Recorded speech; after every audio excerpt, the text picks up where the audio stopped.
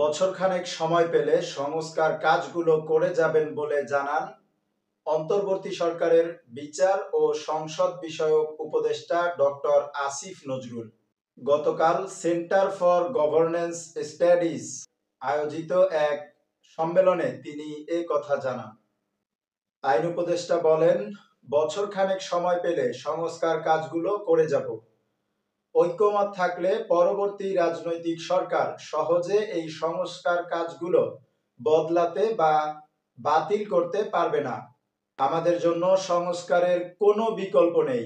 জাতীয় ঐক্যমতের প্রশ্নে সংস্কার বাস্তবায়নে মৌখিক সম্মতি দিয়েছেন অন্তর্বর্তী সরকারের প্রধান উপদেষ্টা ও সংস্কার কমিশনের প্রধান।